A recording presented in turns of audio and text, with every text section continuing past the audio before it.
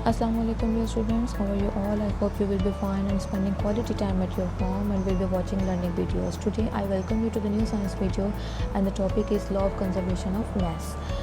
As you know, this is the holy month of Ramadan. The holy prophet said, whatever is prayed for at the time of breaking the fast is granted and never refused.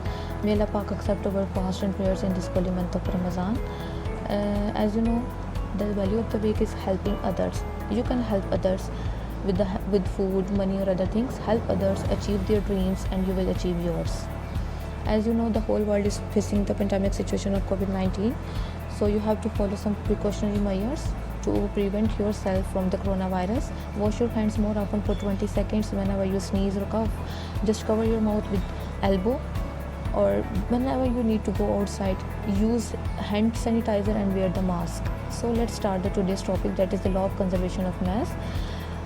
Law of conservation of mass was presented by French chemist Lavoisier. Lavoisier was the first scientist who noticed that during a chemical reaction, the reactants and the products, their masses remain conserved. Remains conserved mean remain constant, they do not change.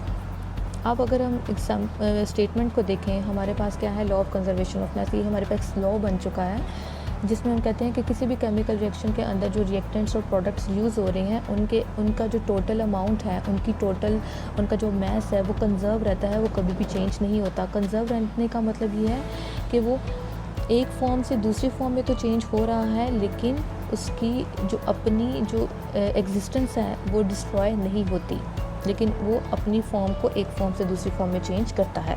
Statement को देख लें, during any chemical reaction the mass of the product is always equal to the mass of the reactant, therefore mass is neither created nor destroyed during a chemical reaction, only change from one form to the other form. Created का मतलब ये है कि खुद से आप create करना। अगर आपके सामने कार्बन है, कोयला मौजूद है, तो इसका मतलब ये है कि वो नेचुरली पाया जाता है। हम किसी भी सब्सटेंस को, किसी भी मैस को खुद से क्रिएट नहीं कर सकते, ठीक है, नंबर वन थिंग।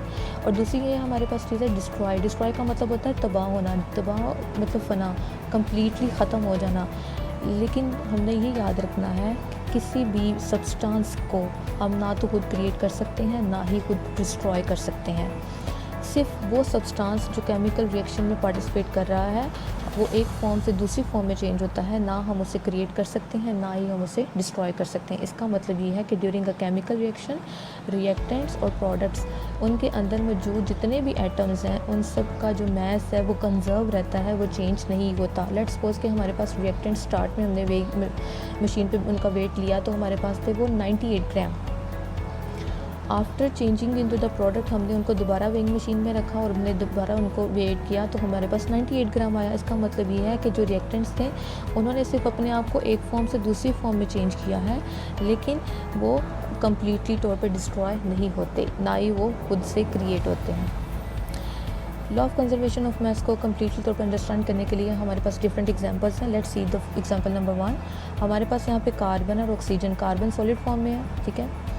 हमारे पास कार्बन और ऑक्सीजन दोनों की जो अमाउंट ली है हमने स्टार्ट में वो है 50-50 ग्राम, यानी टोटल 100 ग्राम हो गई। जब इन दोनों का आपस में रिएक्शन हुआ तो एक नई फॉर्म में वो चेंज हो गई, कार्बन डाइऑक्साइड। इसका मतलब कार्बन जो सिंगल थी और ऑक्सीजन O2 की फॉर्म में थी, अब वो तीनों कंबाइन होकर CO2 की फॉर्म में एक नई प्रोडक्ट बना ली है जिसकी अपनी एग्जिस्टेंस है, अपनी केमिकल कंपोजिशन है, अपनी केमिकल प्रॉपर्टीज़ हैं, लेकिन उसके अंदर मौजूद जो कार्बन और ऑक्सीजन है उनका टोटल मास कंजर्व रहा वो है 100 ग्राम।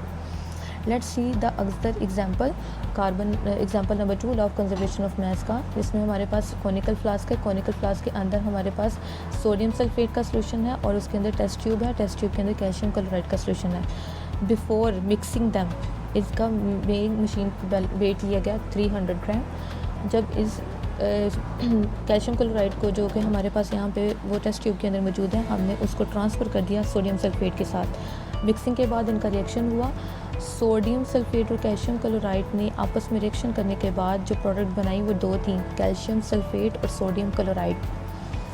अब दोबारा जब इनकी प्रोडक्ट बन के इनका वे किया गया तो 300 ग्राम ही आया। इसका मतलब ये है कि ड्यूरिंग केमिकल रिएक्शन कोई भी रिएक्टेंट और प्रोडक्ट के अंदर जो मौजूद एटम्स हैं, जो भी एलिमेंट्स हैं, उनकी अमाउंट, उनका मैस कंजर्व रहता है, वो कभी भी डिस्ट्रॉय नहीं होता। इसीलिए जब भी हम किसी भी केमिकल इक्वेशन, किसी भी केमिकल रिएक्शन के लिए इक्वेशन लिखते हैं तो हमेशा रिएक्टेंट्स और प्रोडक्ट्स दोनों साइड पे उन दोनों के नंबर ऑफ़ मोल्स को, उनके अमाउंट को हमेशा बैलेंस करके लिखते हैं, इक्वल लिखते हैं, ताकि हमें पता चले कि ये law of conservation of mass को क्या कर रहे हैं, फॉलो कर रहे हैं। Let's see example number 3 in which sodium chloride and silver nitrate are used. Both are used in the form of aqueous solution. Aqueous solution के बारे में हम ऑलरेडी पढ़ चुके हैं कि ऐसे सब्सटेंस जिनका पानी के अंदर सोल्यूशन होगा हम उनको aqueous solution बोलते हैं।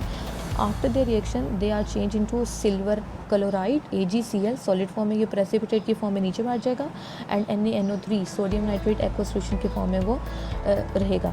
इसका मतलब ये है कि before the start of the reaction and after the end of the reaction the amount of the silver chloride, silver, chlorine, sodium, nitrogen and oxygen, these elements were used, their amount will be conserved, will do not change, only their forms have been changed into product, but their total mass, but their total amount will be conserved.